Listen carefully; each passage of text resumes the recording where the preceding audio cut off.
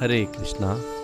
जैसे कि पिछली वीडियो में हमने देखा कि पहली बार जब हिरण्यकशिपु ने अपने पुत्र से पूछा कि उसने अपने अध्यापकों से कौन सी सर्वश्रेष्ठ बात सीखी है, तो प्रहलाद महाराज जी ने उत्तर दिया था कि जो मनुष्य भगवत स्मृति शून्य गृहस्थ जीवन में फंसा हुआ है और यह सोचता रहता है कि यह मेरा है, यह पराया है, यह मेरे शत्रु का है, यह मेरा शत्रु है, यह मेरा मित्र है, उसे चाहिए कि वह अपना गृहस्थ जीवन त्याग कर भगवान की पूजा करने के लिए वन में चला जाए और भगवान हरि की आश्रम में चला जाए।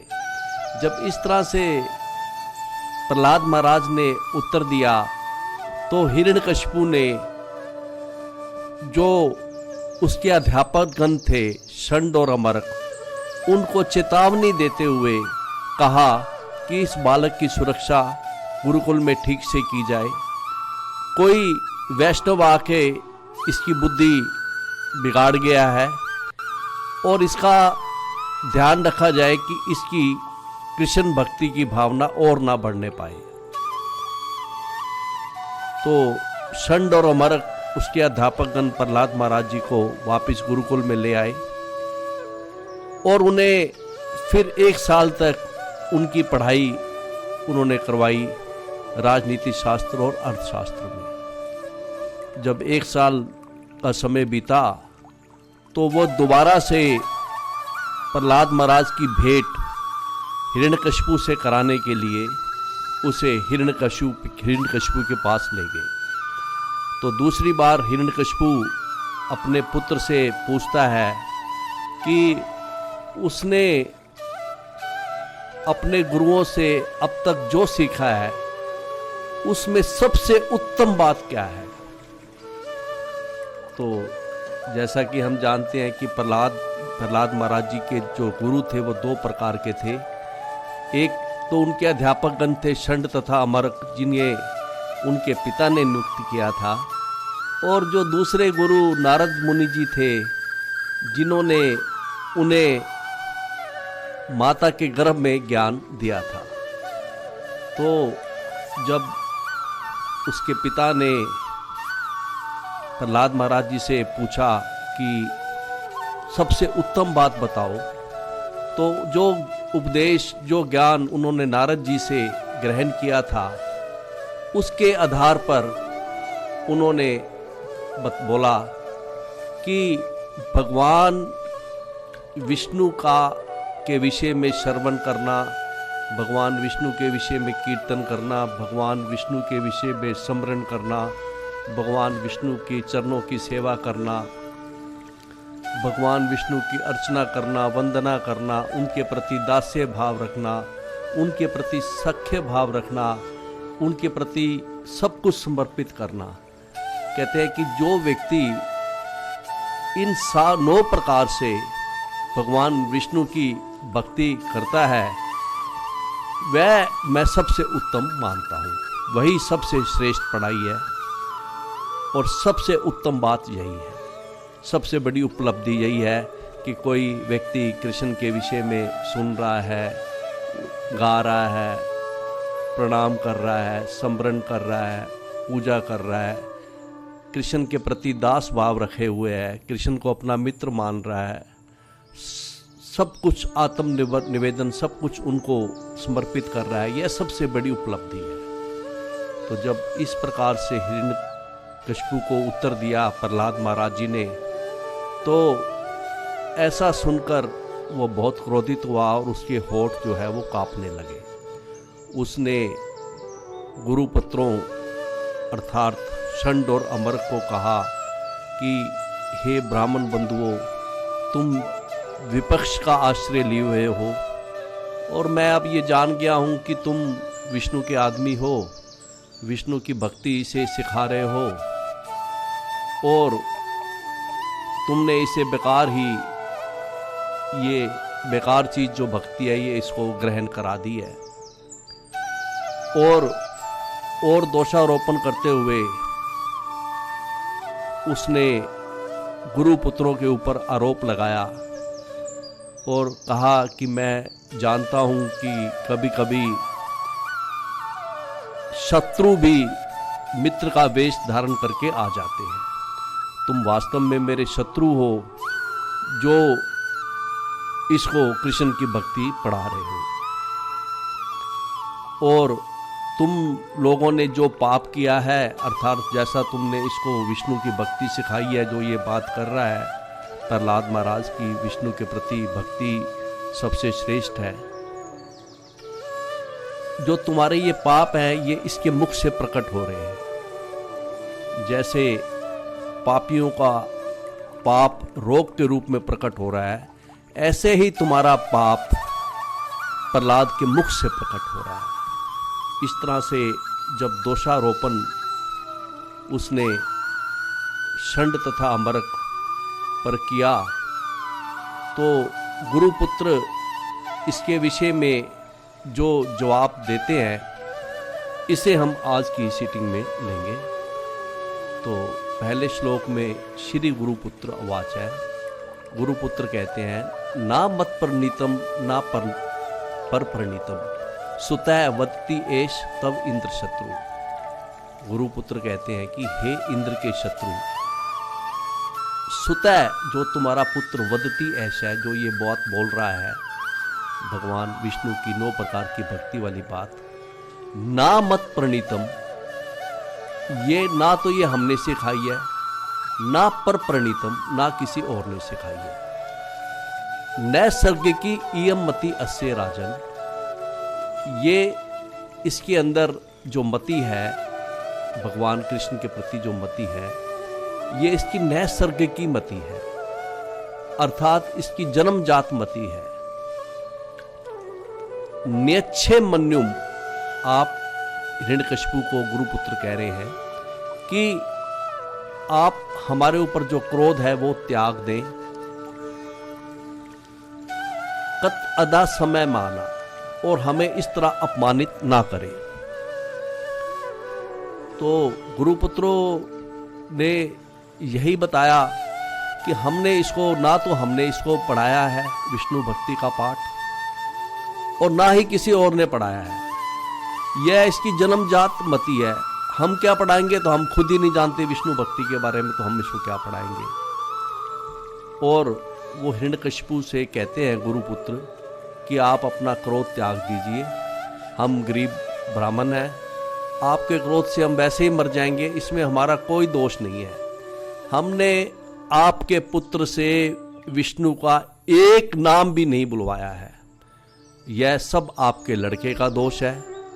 इस तरह से जब उन्होंने गिड़गड़ाकर कहा तो इस श्लोक के अर्थ में गुरु महाराज जी ने लिखा है कि हिरण्यकशिपु के गुरु शुक्राचार्य के पुत्र ने कहा, हे इंद्र के शत्रु, हे राजन, आपके प्रहलाद पुत्र ने जो भी कहा है वह ना तो मेरे द्वारा पढ़ाया गया है ना किसी अन्य के द्वारा। इसमें यह भक्ति स्वतः विकसित हुई है, अतः आप अपना क्रोध त्याग दें और व्यर्थ ही हमें दोषी ना ठहराएं। एक ब्राह्मण को इस प्रकार अपमानित करना अच्छी बात नहीं है। तो जब ऐसा उसने गुरुपुत्रों ने कहा तो अब अगले श्लोक में श्री नारद उवाचे, नारद जी युधिष्ठिर महाराज से क्या कहते हैं।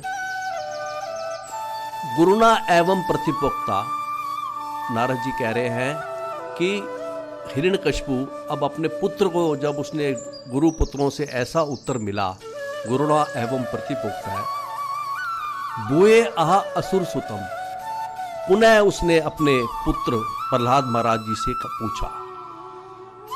उसने पूछा अपने पुत्र से, ना चेत गुरुमुखी इयमते, यदि ये जो तुम्हारी मति, अगर कृष्ण भावना तुम्हें गुरु के मुख से तुमने नहीं सीखी, कुतः अभद्र अस्ति मति, तो कहां से सीखी। ये अगर यदि तुम्हारी मति गुरु के मुख से नहीं हुई है ऐसी मति, तो कृष्ण भावना तुम्हारे अंदर कहां से आई, बताओ, कौन सिखाया तुम्हें। अभी वह उसको गोद में लिए हुए बोल रहा है, अभी प्रहलाद महाराज से क्रोध नहीं कर रहा। और ये कह रहा है कि अभद्र अस्ति मति, ये अत्यंत बुरी मति, वो कृष्ण के प्रति भक्ति को अत्यंत बुरी मति कह रहा है, जबकि प्रहलाद महाराज जी ने इससे श्रेष्ठ कहा है, सबसे उत्तम कहा है कि अगर हम भगवान के विषय में श्रवणम कीर्तनम स्मरणम करते हैं, 9 प्रकार की भक्ति करते हैं, तो ये सबसे श्रेष्ठ मति है, जबकि वो अभद्र अस्थिमति कह रहा है।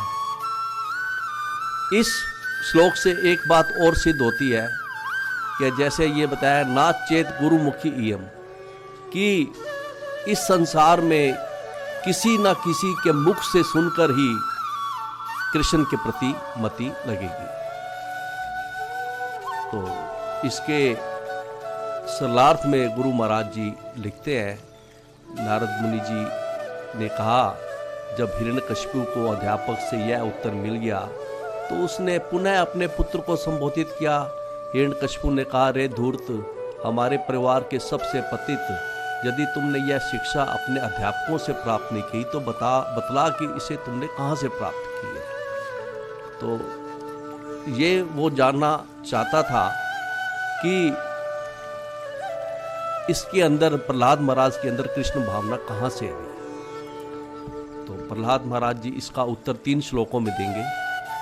पहले श्लोक में प्रहलाद महाराज उत्तर दे रहे हैं, श्री प्रहलाद उवाच है, मति न कृष्ण परतः सवतः वा मिथ अभिपदेत ग्रहव्रता नाम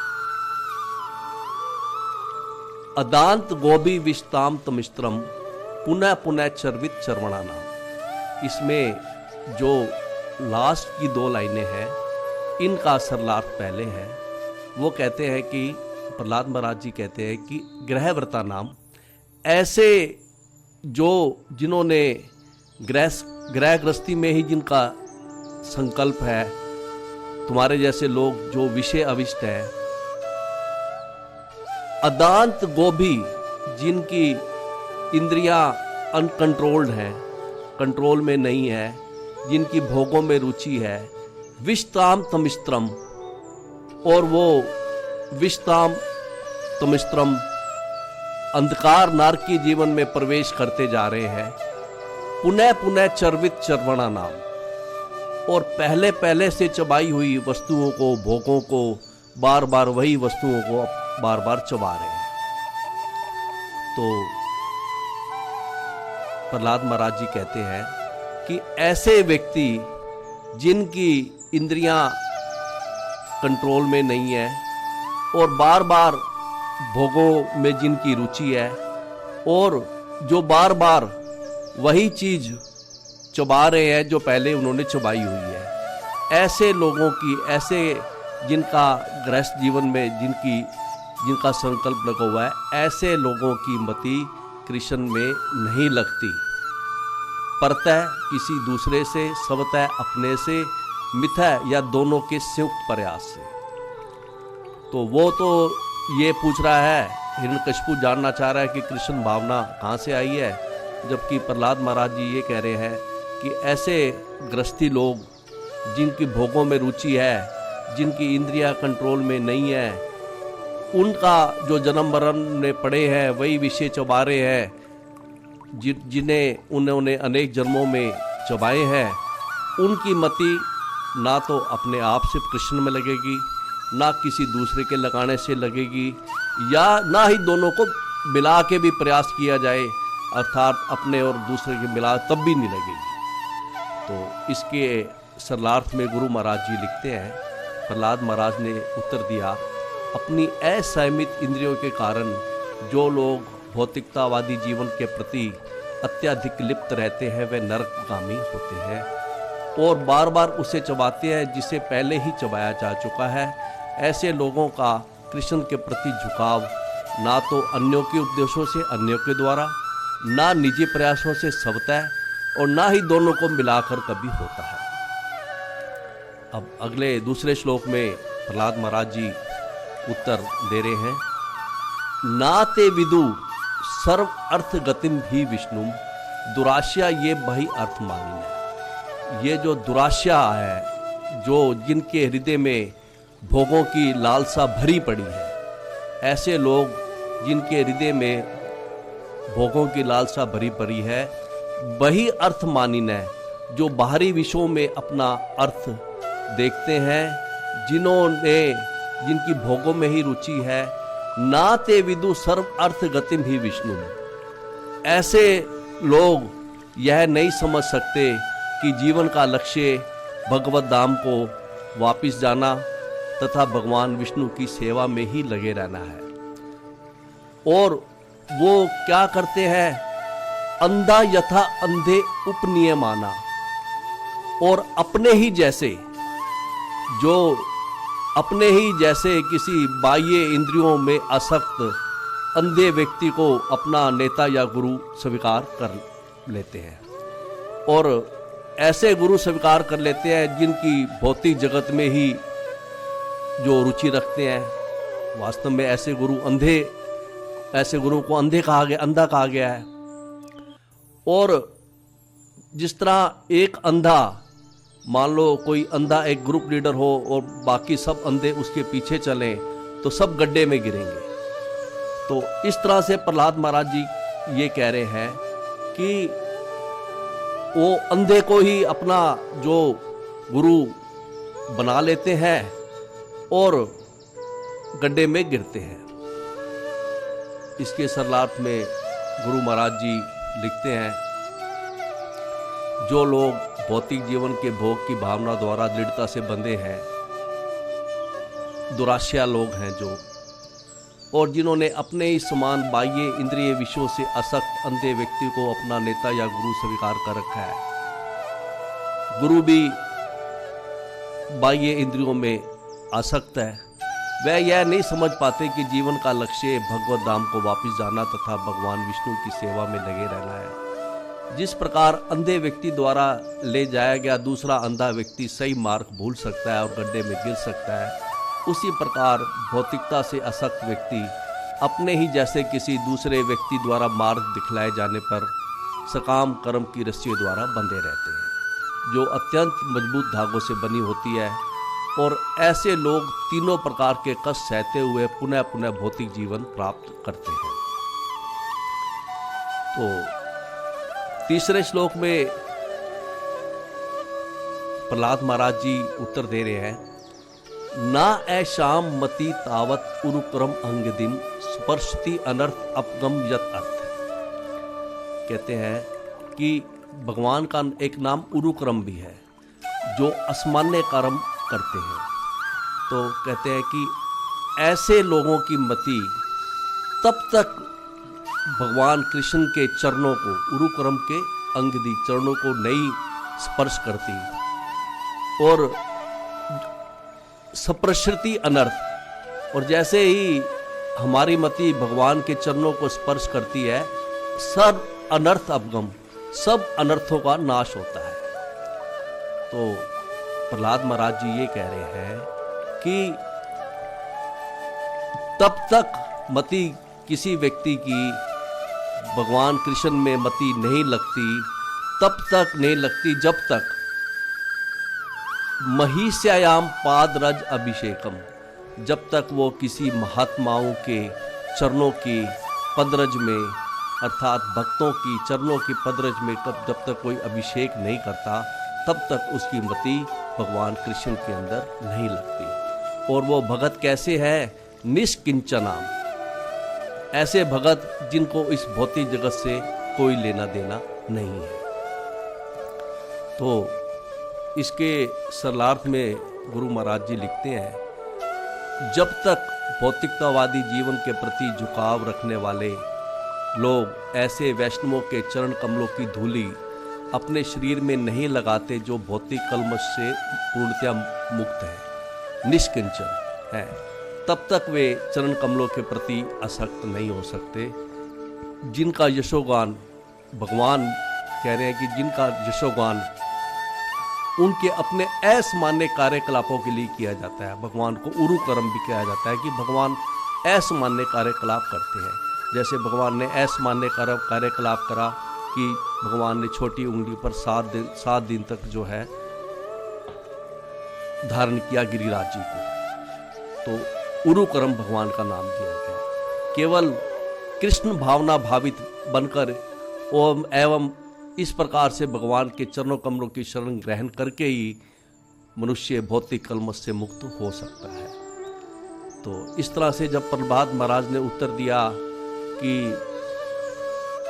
भगवान कृष्ण के अंदर जो मति ऐसे लोगों की नहीं लग सकती जिनकी इंद्रियां कंट्रोल में नहीं है, और फिर उन्होंने ये कहा कि जब तक नहीं लगेगी भगवान कृष्ण में मति, जब तक भक्तों की चरण रज से कोई अभिषेक नहीं करेगा। तो इस तरह का जब उत्तर सुना हिरण्यकशिपु ने, तो इस श्लोक में नारद जी कहते हैं, इति उक्त्वा उपरतम पुत्रम।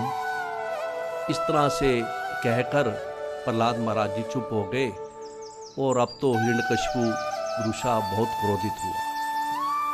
अंधीकृत आत्मा सब उत्संगात, क्रोध में अंधा हो गया वो। सब उत्संगात अपनी गोद से उसने प्रहलाद महाराज जी को निरस्यत महितले फेंक दिया। कहाँ पर? पृथ्वी पर। और जोर से फेंका हालांकि उसने, लेकिन भगवान उसकी रक्षा कर रहे थे, उसको कोई, प्रहलाद महाराज जी को कोई चोट नहीं लगी। बड़े धीरे से ही उन्होंने पृथ्वी को टच किया।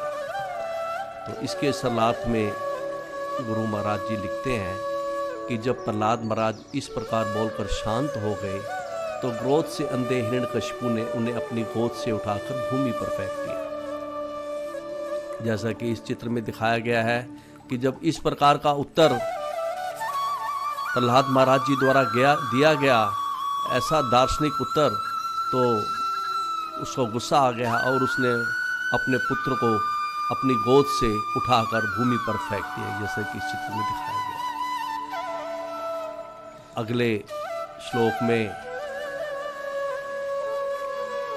वो अब क्या बोल रहा है, अपने असुरों को, जो उसके सहायक हैं, उसके नौकरगण हैं, उनको वो कहता है, हिरण्यकशिपु अहा अमर्ष रुषा अविष्टा कशाई भूत लोचन। और उनको क्या कहता है, बड़ा ही क्रोध से आविष्ट होकर उसकी कशाई भूत लोचने, उसकी आंखें गरम लाल तांबे जैसी हुई थी, और उसने अपने सहायकों, अपने नौकरों को आदेश दिया, वध्यताम आशु अयम वध्ये। वध्यताम, इसका ये वध के योग्य है और इसका तुरंत वध किए जाए। वध्यताम मतलब वध के योग्य है और इसका वध तुरंत किया जाए। ये वध्य है, इसका वध तुरंत किया जाए।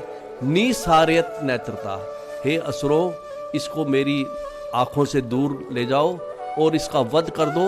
ये वध करने के लायक है और इसका वध भी तुरंत करो। आशु। तो इसके सरलार्थ में गुरु महाराज जी लिखते हैं, अत्यंत क्रुद्ध तथा पिघले ताम्र जैसी लाल लाल आंखें किए हिरण्यकशिपु ने अपने नौकरों से कहा, अरे असुरों, इस बालक को मेरी आंखों से दूर करो, ये वध करने योग्य है, इसे जितनी जल्दी हो सके उतनी जल्दी मार डालो। अब उसके सहायक नौकर गण थे, वो बड़े झिझके, क्योंकि राजा आदेश दे रहा था कि मेरे पुत्र को ही मार दो, तो वो तो बड़े झिझके। उनको ये लगा कि थोड़ी देर पहले तो ये अपने पुत्र को इतना दुलार कर रहा था, उसका सिर सूंघ रहा था हिरण्यकशिपु प्रहलाद महाराज का, और आनंद से उसकी आंखों में आंसू चू रहे थे। एकदम से ऐसा क्या हुआ? तो वो बोलता है अपने नौकरों को, हिरण्यकशिपु, अयम में भ्रातृहास्ययम, यह मेरे भाई का हत्यारा है, भाई को मारने वाला है, और इसने मेरे भाई का वध किया है।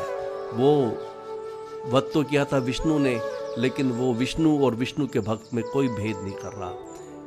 और फिर कहता है, हित्वा स्वान सुहृद अदम, ये जो अदम है, ये जो नीच है, इसने अपने सुहृद अर्थात अपने माता पिता को भी छोड़ दिया है। और फिर कहता है कि पितृव्य हंतु, जिसने इसके पितृव्य हंतु, जिसने इसके चाचा हिरण्याक्ष का वध किया है, जिस विष्णु ने, पादो यह विष्णु दासवत अर्चति, उसी विष्णु के चरणों में यह दासवत नौकर की तरह व्यवहार कर रहा है, उसकी सेवा कर रहा है, तो उसको अपनी बात कह रहा है नौकरों से, भाई ये वध करने लायक है, इसको झिझको मत तुम, ऐसा इसने अपने चाचा का वध किया है, मेरे भाई का वध किया है और ये मारने योग्य है। तो इस तरह से कहकर इसके सरलार्थ में गुरु महाराज जी लिखते हैं कि यह बालक प्रहलाद मेरे भाई को मारने वाला है, क्योंकि इसने एक तुच्छ नौकर की भांति मेरे शत्रु भगवान विष्णु की सेवा में संलग्न रहने के लिए अपने परिवार तक को छोड़ दिया। तो अगले श्लोक में वो कहता है, विष्णु वा साधु असोकिम नु कृष्यति असमंजस है। कहता है कि यह विष्णु का क्या साधु करेगा, विष्णु वा साधु असोकिम। जो व्यक्ति अपने माता पिता का नहीं हुआ वो विष्णु का क्या होगा। और कहता है कि विष्णु का ये क्या साधु करेगा। कृष्यति असमंजस है, ये विश्वास करने योग्य नहीं है। स्रोहाद्यम दुत्सजम पित्रो, इसने अपने माता पिता को जिनको छोड़ पाना दुस्तज्य है, बड़ा कठिन है, इसने अपने माता पिता को छोड़ दिया है। अहात यह पंचहायन, और केवल 5 वर्ष का है और उसने अपने माता पिता को छोड़ दिया है। हिरण्यकशिपु ये कह रहा है कि जो व्यक्ति अपने माता पिता को छोड़ सकता है, वो जो माता पिता का नहीं हुआ वो विष्णु का क्या हुआ। वो कहता है कि विष्णु भी इसे अपनी शरण में नहीं रखेगा। इसके सरलार्थ में गुरु महाराज जी लिखते हैं कि हिरण्यकशिपु कहता है कि यद्यपि प्रहलाद केवल 5 वर्ष का है, किंतु इसी अल्प अवस्था में उसने अपना माता पिता के स्नेह संबंध को त्याग दिया है। अतः यह निश्चय ही विश्वास करने योग्य नहीं है। निस्संदेह इस पर विश्वास नहीं किया जा सकता कि वह विष्णु के प्रति भी ठीक से आचरण करेगा। तो ऐसा बोला उसने। और फिर जो है अगले श्लोक में हिरण्यकशिपु कह रहा है, पर है अपि अपत्यम हितकृति यथा औषधम। वो नीति कह रहा है कि पर अगर किसी दूसरे का लड़का है और अपना हित करने वाला है तो उसे स्वीकार, वही अपना बेटा है। कहता है कि, और एग्जाम्पल दे रहा है, यथा औषधम। कहता है कि जैसे औषधि है वो देह में उत्पन्न नहीं होती, कहीं दूसरी जगह जंगल में उत्पन्न होती है, लेकिन वो हमारा हित करती है तो हम उससे स्वीकार करते हैं। दूसरे का बेटा अगर हमारा हित कर रहा है तो हम उसको स्वीकार करते हैं। और दूसरी तरफ सब देज है अपनी देह से उत्पन्न, अपि आम्यवत, कोई रोग हो, मान लो किसी को फोड़ा हो जाए, कुछ रोग हो जाए, फोड़ा हो जाए, उसके अंदर मवाद भर गई, तो हम सर्जरी से उसको मवाद को बाहर निकालते हैं। हालांकि वह मवाद जो है ना, हमारे शरीर सब देज है अपने शरीर से उत्पन्न है, लेकिन हमारी अहित कर रही है। तो यही वो कह रहा है कि चाहे वो बाहर उत्पन्न हुई हो, लेकिन अगर औषधि हमारे हितकर है तो उसे स्वीकार करना चाहिए। और भले ही चाहे कोई अपने देह से उत्पन्न हो और अगर हमारा वो हित नहीं कर रही, अहित कर रही है, तो हमें उसको छोड़ देना चाहिए, उसको हटा देना चाहिए। और एग्जाम्पल दे रहा है, छिंदात तत् अंगम यत उत आत्मन अहितम। तो कह रहा है कि कई बार हमने देखा है कि यदि अपना अंग, एक अंग अगर दूसरे अंगों को हानि पहुंचा रहा होता है तो उसे काट दिया जाता है, ताकि जो बाकी शरीर है वो सुख से रह पाए। तो इसी तरह से वो कह रहा है, शेषम सुखम जीवती यत विवर्जनात् छिंदात तत् अंगम। यही कह रहा है कि कई बार यदि कोई अपना अंग, एक अंग दूसरे अंगों को हानि पहुंचा रहता है तो वैद्य या डॉक्टरगण उसे काट देते हैं। तो यही वो कह रहा है कि यदि मुझे सुख से रहना है तो इस प्रहलाद का मरना जरूरी है। तो ये इसके बारे में गुरु महाराज जी ने लिखा है सरलार्थ में, यद्यपि औषधि जड़ी बूटी जंगल में उत्पन्न होती है, मनुष्य की श्रेणी में परिगणित नहीं होती, किंतु लाभप्रद होने पर बड़ी सावधानी से रखी जाती है, उसको स्वीकार किया जाता है। इस प्रकार यदि कोई अपने परिवार से बाहर का कोई व्यक्ति अनुकूल हो तो उसको पुत्र के समान ही संरक्षण प्रदान किया जाना चाहिए। दूसरी ओर यदि किसी के शरीर का कोई अंग जो है रोग से विषाक्त हो जाए तो उसे काट कर अलग कर देना चाहिए, जिससे शेष शरीर सुखपूर्वक जीवित रहे। और इसी प्रकार से वो नीति कह रहा है कि भले ही अपना ही पुत्र क्यों ना हो, अपना ही आत्म जय क्यों ना हो, यदि वह प्रतिकूल है तो उसका परित्याग कर देना चाहिए, उसको छोड़ देना चाहिए। इस तरह से नीति कहकर वो उनको कहता है कि अब जो है इसको मेरी आंखों से दूर ले जाओ और सर्वे उपाय हंतव्य, बहुवचन में है सर्वे उपाय, सारे उपाय तुम प्रयोग करो, जिस उपाय से मरे उस उपाय से इसको मारो, एक उपाय से नहीं मरे तो दूसरे उपाय से मारो।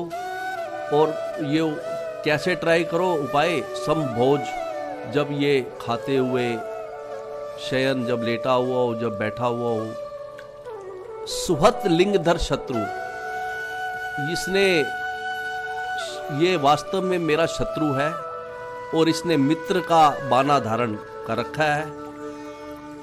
और कहता है कि एग्जाम्पल दे रहा है कि जिस तरह एक साधु, एक मुनि की दूषित इंद्रियां उसकी शत्रु होती है वास्तव में, उसी तरह से जिस तरह से साधु की दूषित इंद्रियां उसकी शत्रु होती हैं, ऐसे ही ये मेरा पुत्र मेरा शत्रु है। और इसका सर्वे उपाय हंतव्य, सभी उपाय करके इसका वध कर दो।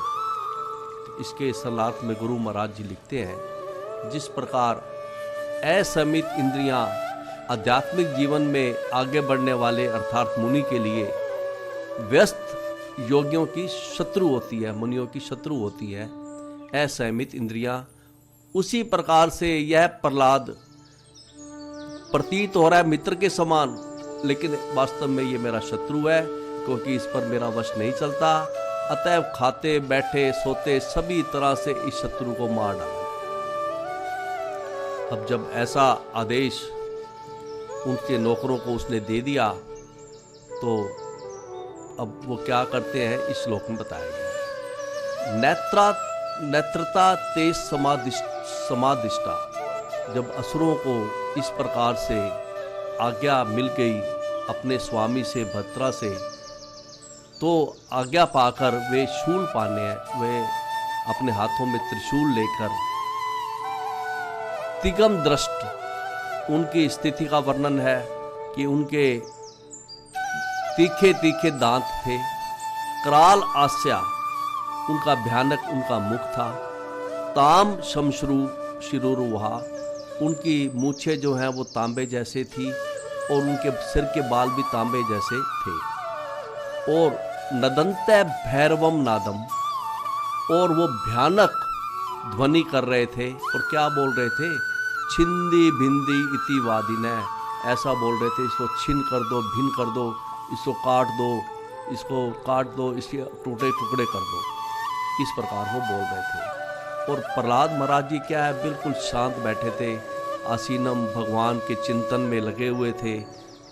चै अहनन शूले प्रहलादम सर्व मर्मसु, तो उन्होंने त्रिशूल लेकर भगवान प्रहलाद महाराज जी के जो कोमल अंग थे, अर्थात जैसे कोमल अंग जैसे पेट, आँख, छाती, कलेजे में, कान में घुसाने लगे।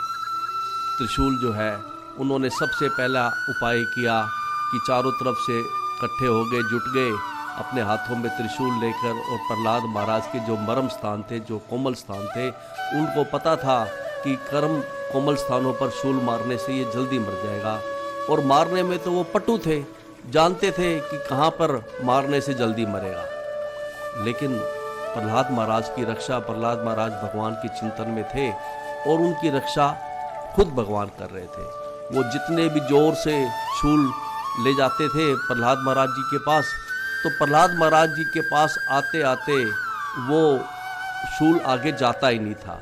वो प्रहलाद महाराज तक पहुँचते पहुँचते शूल स्तंभित हो जाता था और वो बड़ा ही जोर लगाते, लेकिन शूल आगे नहीं जा रहा था।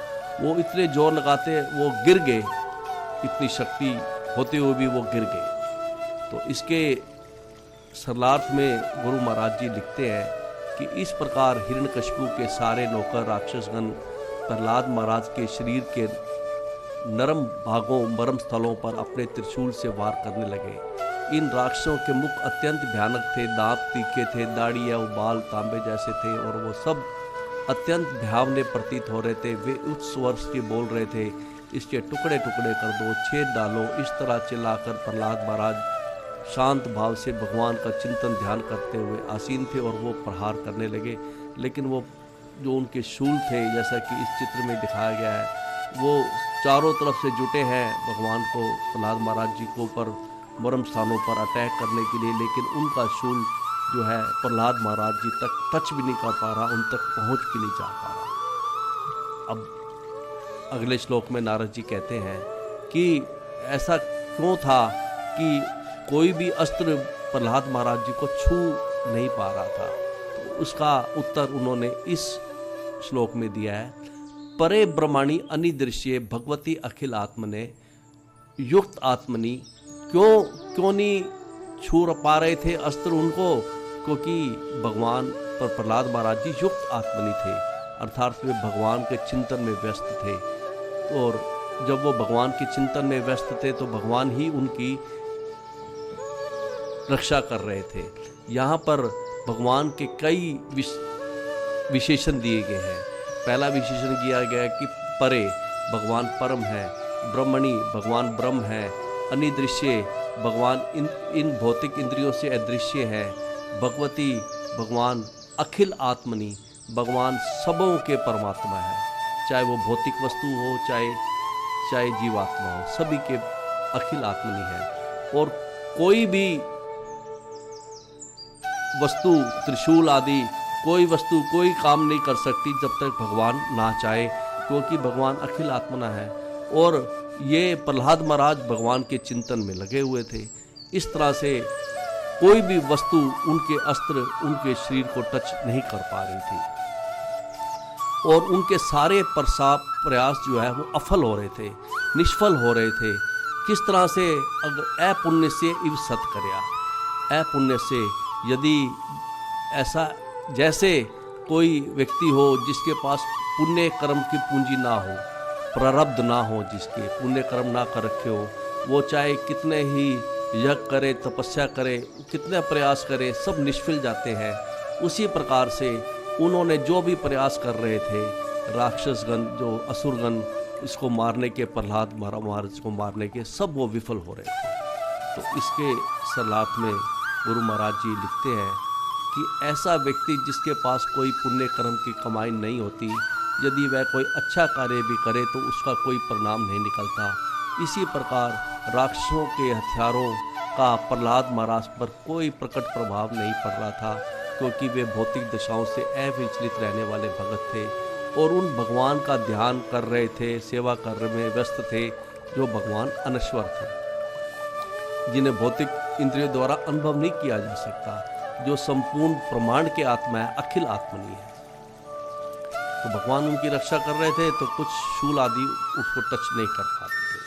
तो जब ऐसे प्रयास उनके विफल हुए तो उन्होंने आके बताया हिरण्यकशिपु को।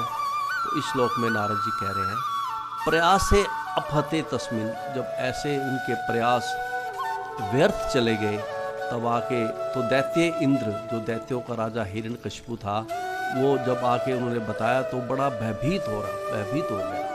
और वो कहता है कि सोचकर कि बालक की रक्षा कौन कर रहा है। अब वो बड़ा चिंतित हो गया तो वो चकार तत्वद उपायन, और उसके और वध कैसे कर सकता हूँ, इसकी वो प्लानिंग करने लगा। निर्बंधेन युधिष्ठिर, हे नारद जी कहते हैं कि हे युधिष्ठिर, जब उनके सारे प्रयास विफल हो गए, नहीं मार पाए, तो सारे असुरगणों ने आके बताया हिरण्यकशिपु को। हिरण्यकशिपु भयभीत हो गया और बड़े ही उसने और वध के उपाय करने के लिए वो सोचने लगा, उनकी प्लानिंग वो करने लगा। इसके श्लोक में, इसके सरलार्थ में गुरु महाराज जी लिखते हैं कि हे हे राजा युधिष्ठिर, जब प्रहलाद महाराज को मार डालने के असुरों के सारे प्रयास निष्फल हो गए तो दैत्यराज हिरण्यकशिपु अत्यंत भयभीत होकर उसे मारने के लिए अन्य उपाय की योजना करने लगा। तो इस तरह से जब उसके प्रयास विफल हो गए तो उसने अब प्लानिंग से मारने का सोचा, भाई अब तो इसको प्लानिंग से ही कोई मारना पड़ेगा। तो वो क्या क्या प्लानिंग करता है, कैसे कैसे रास्ते अपनाता है प्रहलाद महाराज जी को वध करने के लिए, इसको हम अगली सीटिंग में लेंगे। तब तक के लिए हरे कृष्णा।